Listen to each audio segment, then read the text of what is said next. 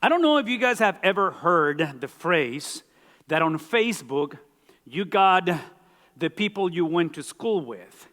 But on Twitter, you got the people that you wish you have gone to school with. I don't know if that makes any sense. But if you're familiar with Facebook and Twitter, on Twitter, you got this thing about following people that you really want to follow. On Facebook, you just get a bunch of requests that, hey, you just got to accept it sometimes. You know what I'm saying?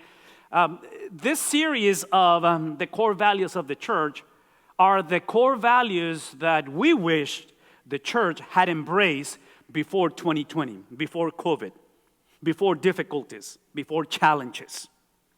So what has taken place for the last year, basically, is the exposure, the situations that we've been facing as churches, as communities, as nations, as families, have exposed whatever is it that we value. And I have tried to explain this on a weekly basis, the difference between a principle and a value. We believe that the Bible is a bunch of principles, is doctrine, is non-negotiable, is authoritative, is the Word of God. But it's pretty obvious that we cannot settle nor to see doctrine as the win. Doctrine, the Word given by God through the Holy Spirit and these human writers, they have to become eventually values. The word value, as you guys know, are the things that we consider non-negotiables. That's why we use the word core. So in this case, when you think about, again, using the same analogy almost on a weekly basis, the seatbelt that most of us, we don't like to wear sometimes, it is a principle, it is a law, it is a mandate. You will get a citation if you don't wear it. But we're the time and age because of again, life and experiences, that this principle, this law, this non-negotiable has become a value. So when you see a mother with a child without a seatbelt or the proper, safety protocol, we typically don't think that this mother is violating the law. We typically say it's irresponsible, doesn't love the child. Tracking what I'm saying? You see the difference between a principle and a value? So when it comes to the church, there's a point where we have begun the conversation, understanding that is built and founded. We sang that, we're speaking it, the Word of God. But the challenge is not that we can just simply settle to become a group of people that we agree theologically.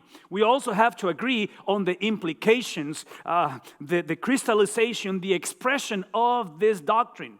My argument has been, and will continue to be, that the New Testament, specifically the epistles. So in the New Testament, you got 27 books. You got 4 gospels. Which typically the gospels is not the history of Jesus, but the stories of Jesus, the words of Jesus. So the churches like the church in Philippi, they embrace what Jesus said. But here's the point: they embrace the principles. They embrace the gospel. They embrace the words. They embrace the teachings of Jesus. Here's the problem. That when it came to make the connection between what Jesus said and what Jesus meant, every church, every family, every pastor, apparently in this time in history, they felt the liberty to interpret those things as they wanted, as they pleased. So I'm going to say this again. Look at me for a second. Here's my point. So I need to move into the passage. What COVID has done, what the challenges of our culture and our season in life has done, they have exposed this. And again, I'm speaking with a lot of bias and a lot of preconceived ideas. So if you wanna rebuttal me, or that's perfectly fine. I'm just telling you what I understand from the scriptures and what I believe the Bible teaches. What COVID has exposed, what you and I were facing, the challenge, is that most of us, if not all of us, we agree on what Jesus said, as long as we feel and we think that we have the freedom to apply it, to interpret it, however we are or whatever we are facing. See, COVID has really exposed that, and here's my point.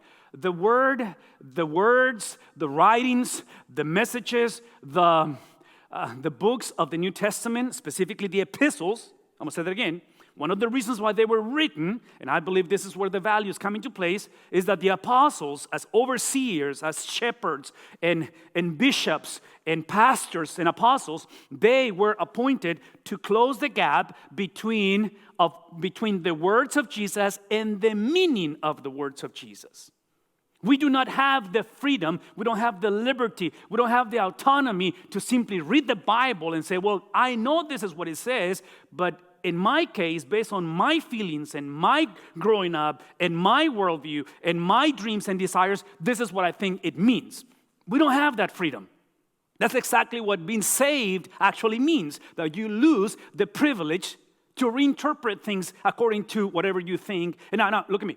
I'm not implying that we're not supposed to think. I'm not implying that we're not supposed to get involved in a sense of the intellect.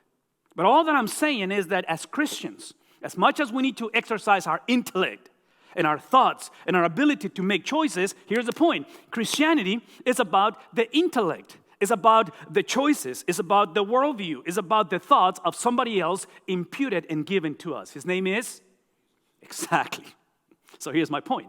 I just don't want to hear how much you want to express what you think and what you feel and what you... All of that is valuable. But the authority is not on what you think and what I feel.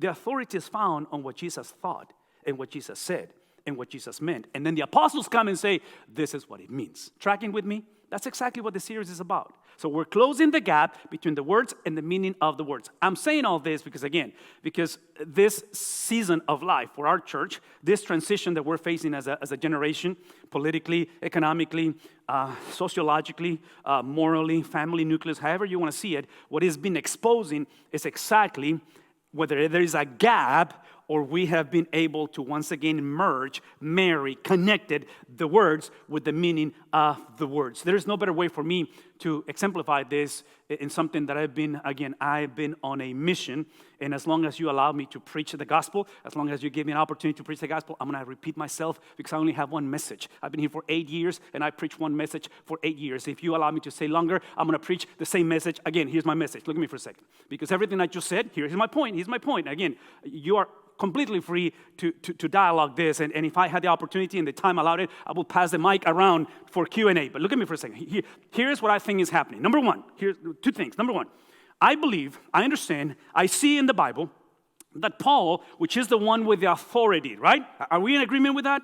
The authority is on the original author's intent, what he thought and what he said and what he meant.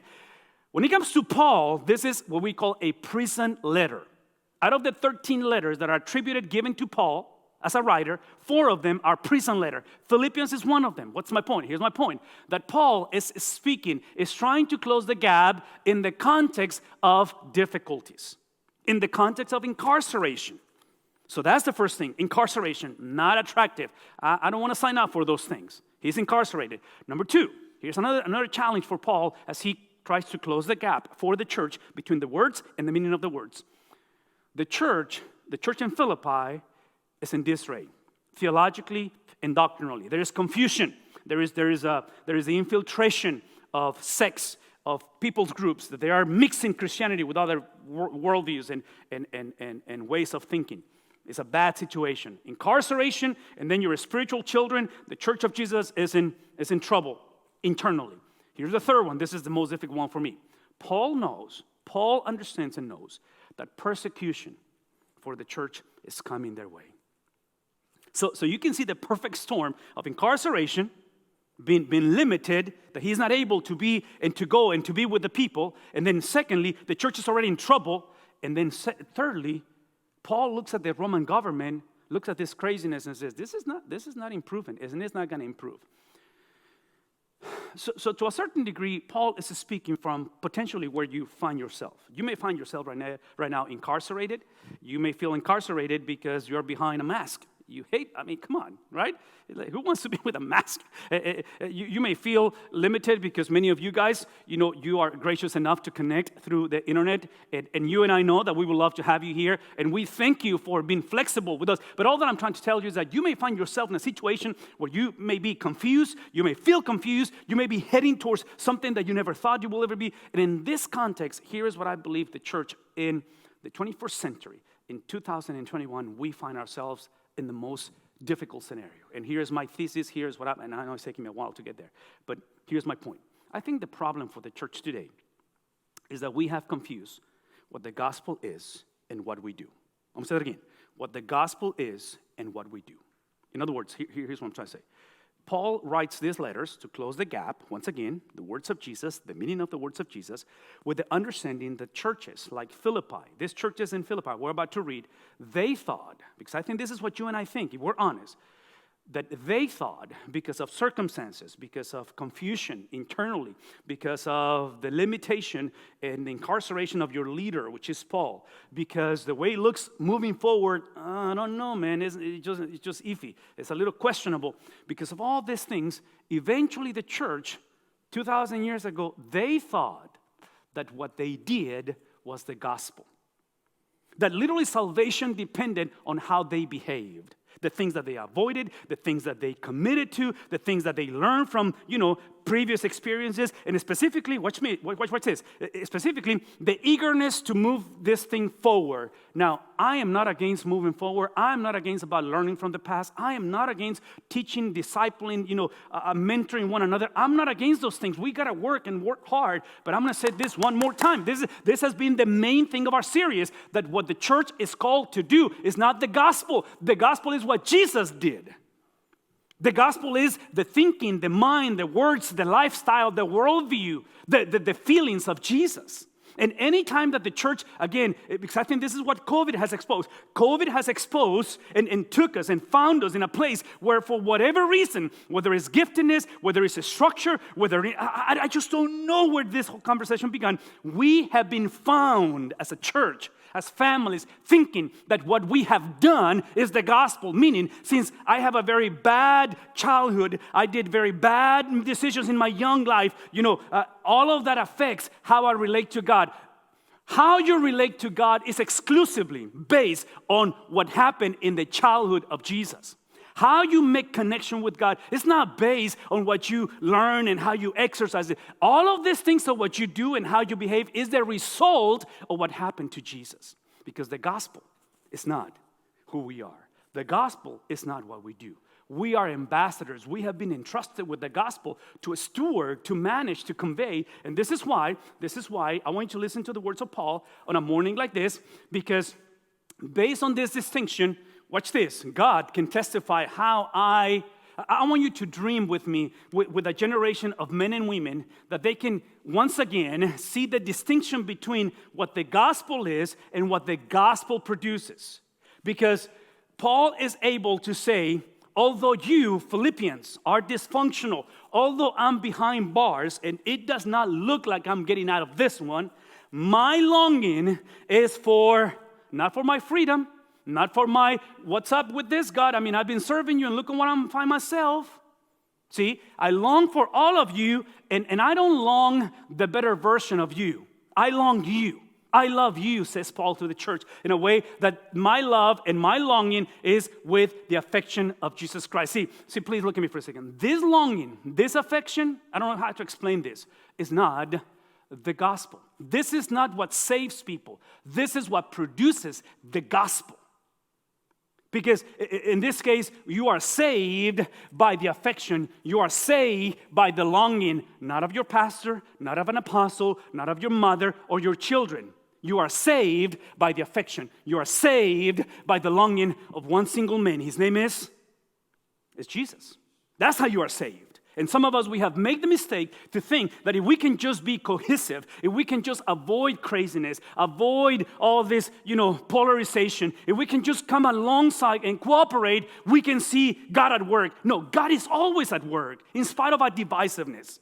God is not waiting for you and I to get our act together and to finally understand what the gospel is. The gospel is a person, is the worldview, the words, the thinking, the behavior of 33 years expressed finally to the climax of giving a life at Calvary and coming out of the graveside. That is the gospel. And this is why he says, hey, and this is my prayer. This is why I pray. So again, my prayer is not the solution. It's who I pray to. And this is my prayer, that your love, because I'm assuming that you guys love each other, I want you to love, may abound. See, he's not praying that they will change their behavior. He's not praying that that they will avoid confusion. He's speaking of love, may abound more and more again, he's speaking against these philosophies that are infiltrating. And again, I don't have time to go into the whole, Judaizers and Gnosticism. But the point is that he's speaking against this split between what you know and what you do. Doctrine in behavior, knowledge in worldview. He's speaking about against that, because that was part of the problem in the church. So again, this is what my prayer. Folks, I want you to read these verses through the freedom. Here's the beauty of the freedom. When you know what the gospel is, which means it's not you. You're not the salvation. You are not the key. I'm not. Have I made that clear that it's not about us? I don't know if I made that clear. I'm just trying to get this point. See, this is the beauty. Look at me. This is so attractive. I hope it is attractive. When you understand that this is about Jesus, it gives you the freedom to express your feelings. It gives you the freedom to be a co-laborer with Christ. It gives you the freedom to become the channel ambassador, representing a different kingdom in a very dark kingdom. That's what he's doing. Look at next verse, verse 10.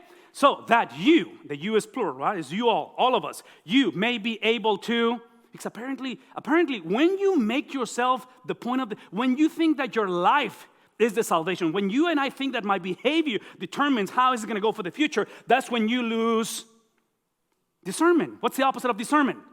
Foolishness, self-defiance, self-resilience, dependence. We're deceiving ourselves, folks. We are deceiving ourselves. He says, I want you to get discernment, what is best, and maybe, here's the point, there's discernment that you distinguish what is pure and what is blameless for the day of Christ. I will touch on this day of Christ a little bit in just a second, because he's going to make me speak of these things. But then finally he says this, I want you to be filled with the fruit of righteousness. Your situation, Paul is speaking to the Philippians, your situation is unrighteous. You have defiled yourself. You have, listen to me. Your problem is not necessarily the infiltration of doctrine. Your problem, church in Philippi, is not the growth of an oppressor by the Roman government. Your problem is that you have created, embraced, and proclaimed self-righteousness. The church of Philippi is made of convert Jews, convert Greeks, convert Romans, convert barbarians. So the problem for those churches is that within their salvation, no one questions the salvation. Here's the point, is that they thought that salvation was to exalt their Jewish, their Greek mindset, their Roman background. Does that make sense? And Paul says, see, anytime that you compromise how you got saved. See, you weren't saved because you were a better Jew. You weren't saved because you improved your Greek background. You got saved because of the perfection of Jesus Christ. The righteousness that was transferred, imputed to you in spite of your brokenness. He said that comes only through Jesus Christ, to the glory and praise of God. Now, he makes a grammatical transition on verse 12 and says, now, based on what I just told you, based on the previous verses, that is not the gospel, it's what the gospel produces. So everything we just gave, we call this everything that we just read is what we call the imperatives, is the mandates. We got to do that, but imperatives, obedience, mandate, commitment, exercising, not only is given in a context of plurality and community, which means it's for the church. It's not for the Christian, it's for the church. So isolation is a contradiction of terms. It's a church experience. Watch this, please. But it's got to be the result of an indicative. I'm going to say that again. Watch this. Everything we just read are the mandates. We are called to do this, but it's based on a historical event. We call this indicative. It's indicating, it's showing something that happened. The problem for the church in the United States of America, for our generation, and I'm saying COVID exposed this, is that we fell in love with our mandates. We are so enamored with this way of thinking that we're supposed to go, we're supposed to share, we're supposed to give, we're supposed to, all of these things without a foundation, without understanding that you're giving, your prayer, your love, your mercy has to be the result of somebody else's event, non-negotiable. Your own salvation is the result, not of you living like a safe person, but is the result of someone who operated. We call this indicative. So I'm going to say this again. These mandates got to be done based, tragically, the church has negotiated that, and Paul says, here's the transition. Now, I want you, all of you, to know, once again, And obviously, he's speaking to the churches, brothers and sisters. So once again, he is speaking to the people who believe the words of Jesus. They're just negotiating what they mean, the meaning of the words. He says that what has happened to me. Now, I'm going to ask you the question again. Where is he writing from? What happened to Paul? He is in prison. In other words, he is not selling the best New York author. He's not selling prosperity gospel to say, if you do verses 8 through 11, you will avoid tragedy. What he's saying is, when you do verses 8 through 11, it's because of Jesus going through tragedy. I think we should just close that and go home right now. I just made a statement that is extremely radical. I'm going to say that again. Your ability to obey, your ability to commit, your ability to remain faithful in spite of the pandemic, your ability to stay put today is the result of the tragedy that Jesus experienced. It's not so you can avoid tragedy. Anybody tracking? We are so confused that we think that if we do verses 8 through 11, I put God on my dead. God owes me because I have done X, Y, and Z. See, God owes you absolutely nothing. Nothing. It's just by the grace and the mercy of God that you are able to exercise the imperatives. You are able to stay put. So staying put is not non-negotiable, but it's based on on what happened to Jesus. Do you know what happened to Jesus? See, this is my plea. This is what I'm asking as a church for us to make a core. I don't want... I'm fixing to offend people. Okay. I'm all to hear from your testimony. I want to hear what mama and grandmama did. I want to hear what the previous generation did. I'm all for those things. I want to hear young people dream and go and invest and just conquer the world for Jesus. But that is not the gospel. The gospel is what happened to Jesus. Here's my question. Can you articulate the story, the narrative, the life of Jesus? Do you have the ability that in every conversation, every moment, whenever the situation gets tense, whenever you speak of your testimony, so I'm not against your testimony, what happened, but is your testimony based on what happened to Jesus? That's the question. And apparently these churches were so enamored with the Jewishness. They were so enamored with the Greek philosophy. They were so enamored with themselves that they thought that Jesus was simply means to an end. And the end is my well-being. The end is my plans, my worldview, my understanding, my experience, my growing up, my desires. Anybody tracking what I'm saying? See, this is what it says. Hey, I would say, well, what happened to me has actually served to advance not the freedom from prison, but it's to advance, what is it? Not to advance that you have a better church, a growing church, a healthy church, a better nation, a better government. It's simply to advance the gospel in spite of what has happened to me. So here is the point where I have to be very, very careful on what I'm about to say, because I am not saying that everything that has happened to you has been pleasing before the Lord. Some of us, we have created and done a lot of self-inflicted pain. Part of that has to do with the self-righteousness. Self-righteous people, goodness gracious. If you don't know what it is, ask your spouse. They can tell you what self-righteousness is. But here's my point. My point is simply that in spite of what has happened, in spite of my incarceration, in spite of you guys being so confused doctrinally, the church in Philippi, and in spite of the persecution that historically we know was coming their way, the gospel will advance. What's my point? Look at me. This church is going to be okay. Because God is going to advance the gospel. Not because of us, not because of our structure, and it's because of Jesus, because what happened to Jesus. This is why we say as a result of that, it has become clear throughout the entire palace. I mean, again, he's incarcerated. In the Roman, you guys are in church, you guys are over there, society, I'm incarcerated. Within the whole thing, the gospel has been advanced in a manner that to everyone else that I am, see, being in chains for Christ is simply the understanding that although physically, I guess as a citizen, although as a man, although as an apostle, you put me behind bars, the gospel is never incarcerated. I know if you've gone through a lot, you may find yourself in a situation that you're limited. Technology definitely is a limitation in a sense that we're not able to gather. But none of that will stop nor become an obstacle to the proclamation of the gospel. See, Paul is able to make these statements not because he has wishful thinking. that because he's so gifted, and that's why the chains that I have, physical change, be chained to a Roman soldier, is not a problem. What he's saying is that in spite of my circumstances, I'm able to tell the beautiful story of Jesus Christ. So I'm asking you once again, where do you find yourself? See, one of the distinctiveness of self-righteousness is when self-righteousness is simply the ability to proclaim the gospel when things work out for me. Self-righteousness is to think that if I behave the way I'm supposed to behave, I'm doing God a favor to convey the gospel. See, God is not dependent on your holiness and your righteousness and your desires and your understanding. God is at work in spite of our self-righteousness, in spite of our incarceration, whether it's mentally, emotionally, physically, whether it's the illness of COVID.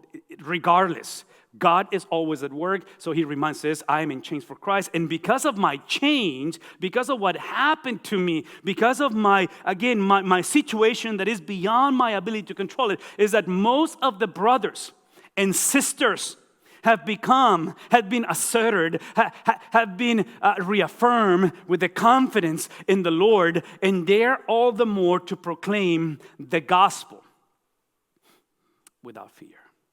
So again, one of the issues for me, and I could spend another hour speaking about this. I'm not going to do it because we have another service coming up. But the moment the church in America, and again, I'm generalizing, I'm really been very prejudiced over this, but the moment that we as a generation made the gospel our behavior versus the behavior of Jesus, we sign up without knowing. We sign up to become a generation led by circumstances, by fear. He's speaking from prison. He's speaking to a church that you wouldn't dare to join, nor would you let your children to join that church of Philippi. And then he's in a generation that persecution is coming their way. And he is going to be decapitated. Historically, that's what he said. They're going to cut off his head, detach it from the body because of the oppression of the Romans. Watch this. And apparently, the antidote. See, when you are able to separate, once again, the gospel, which is the words of Jesus, which is the behavior of Jesus, which is the suffering of Jesus, which is the resurrection of Jesus, from your suffering, from your behavior, from your accomplishment, when you're able to distinguish and understand that this is the indicative, this is what happened, and this is the imperative, this is what we're called to do. When you separate that and you are clear on these things, watch this, the result is not the betterment of circumstances. The result is the absence of fear. Fear. That's the problem for the church today. Isn't our problem and your problem, if we're honest, is that we're fearful. Some of us will even question whether we are going to make it to heaven. Some of us will question whether our family is going to be okay. Some of us will question and we question and we question. And here's the point. The point, once again, is that our goal for this series is for us to articulate, to know, to sing, to recite, to write, to develop, to really embrace the gospel, which is a person, Jesus Christ. And then to see that the mandates, to see that the imperatives, to see that what we're called to do is to make sure that this gospel is reflected, expressed, because that's the privilege that we get. Every word we say, every thought we actually think, every behavior we exercise has to be the result of somebody else's imputed and given to it. Let me finish with this. It is true that some preach. In other words, this is crazy. This is crazy for me. Again, distinction, separation. And then Paul comes back and apparently he's writing or he's speaking to a church that after he's been telling them, teaching them, exemplifying this, they still don't get it. Because within the life of the church, some of them are preaching Christ out of, divisiveness. Divisiveness. Some of people, literally, in the church, some people are using the scriptures to crucify the brother. Does that sound familiar? That explains why some of us, we used to go to church. That's why some of us were trying to come back to church. But I don't know if I can trust those guys. Any testimony time, anybody, somebody, come on, talk to me. That explains why our children are not here anymore. Because they went through an experience that was completely opposite, not only to the gospel, but we use the gospel to benefit ourselves. See, that's nonsensical thing. And then others are doing it out of goodwill. So look at the divisiveness of the church. The latter do so out of love. The ones that are preaching out of goodwill. And then he says, knowing that I am put, once again, what am I put?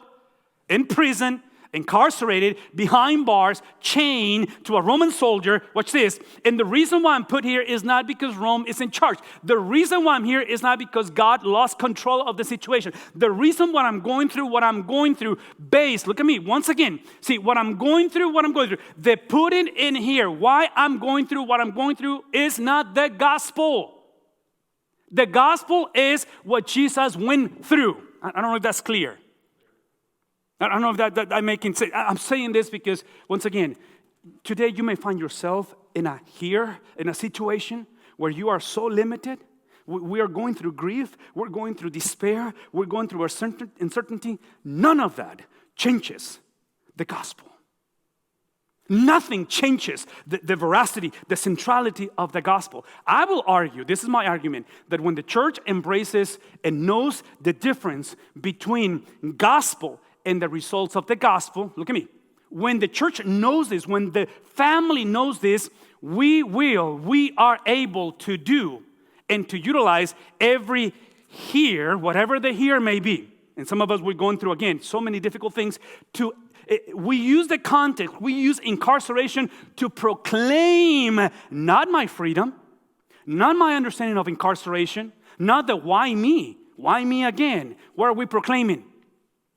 What happened to Jesus, who Jesus is. So as we raise a younger generation, as we're speaking to our kids and grandkids, I'm all for you giving counsel and guidance and building relationships. Nothing wrong with that. But let me ask you this. Can you articulate the life of Jesus? Or do you have to wait until Sunday for somebody else to give it to you? No. This is Paul saying, I'm put here for one purpose, is to utilize my here as the vehicle to do, this is the word apologetics.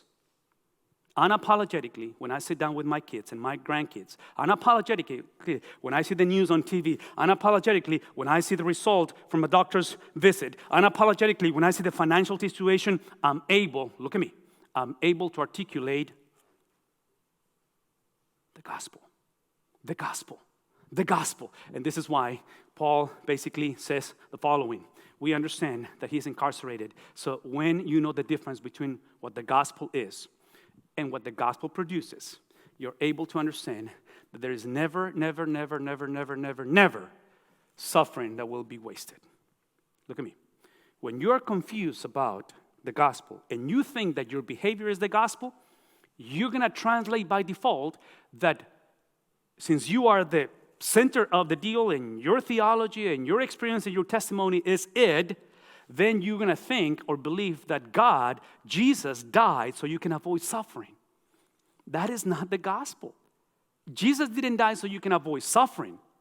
Jesus died so in the context of a broken world, in the context of a Genesis 3 world, in the context of defeat, in the context of desolation, in the context of COVID, you and I have the ability, based on the suffering of somebody else, which his name is Jesus, you will have the ability of exercise to crystallize, to do life in a manner that in the present broken reality, you are a citizen of two kingdoms, the present kingdom and the kingdom to come. Implication that the benefits of the kingdom in the context of suffering are future.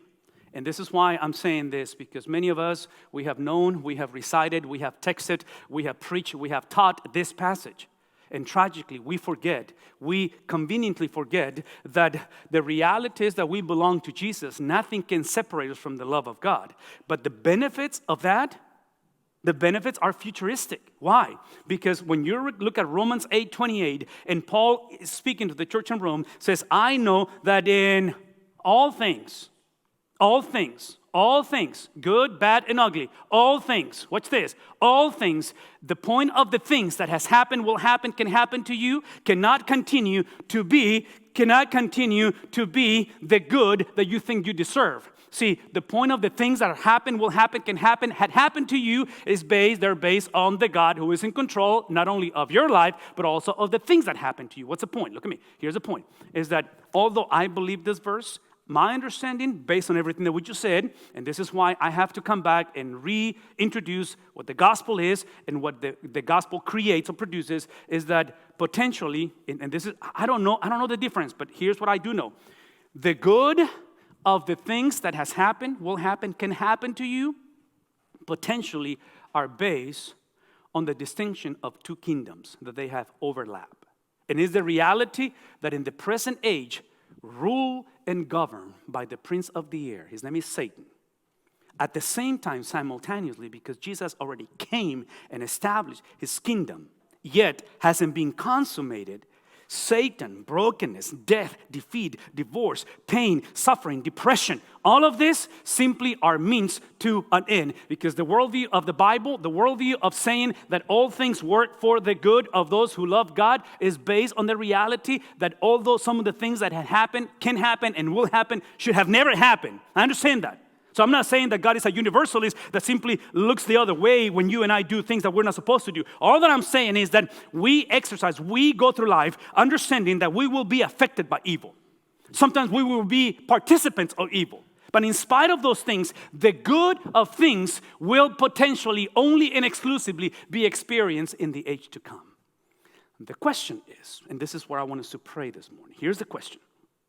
If you and I continue to make ourselves the gospel, our testimony, our behavior, our theology, our thinking, we will read these verses and think that the good of the things that has happened, they're going to happen now, in this moment. And I'm saying, no. Look at me. There's a lot of things that should have never happened and had happened, tragically.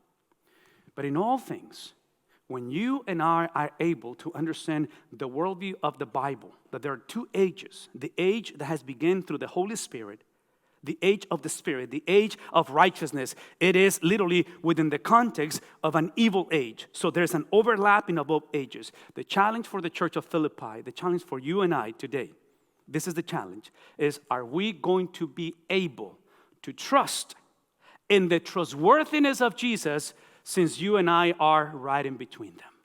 Since you and I, we have been fully saved and yet we struggle. Anybody with me? Since you and I were fully redeemed, and yet we are at the same time sinning against God. How do you explain that? How do you explain that although I am passionate for Jesus, and sometimes I go through the valley of the shadow and death and I just doubt? How do you explain that I know my children belong to Jesus, and yet they're going through a season of drought and emptiness? How do you see that again?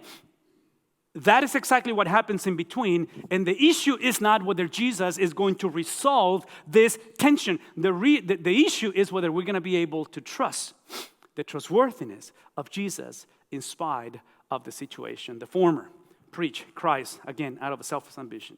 And this is why I am in this place. Paul closes by saying, the important thing is that in every way, whether false or true preaching, I do not depend on circumstances. I find joy in spite of my circumstances. And this is why he says, for I know that through your prayers, watch this, through your prayers, human interaction, and through the provision of the Spirit of Jesus Christ, the both end of the conversation, they provide my deliverance. This deliverance is nothing else but the ability by the Spirit of Jesus, the Holy Spirit, to have conviction. Can you imagine a generation of men and women, Christians, that we make conviction a lifestyle?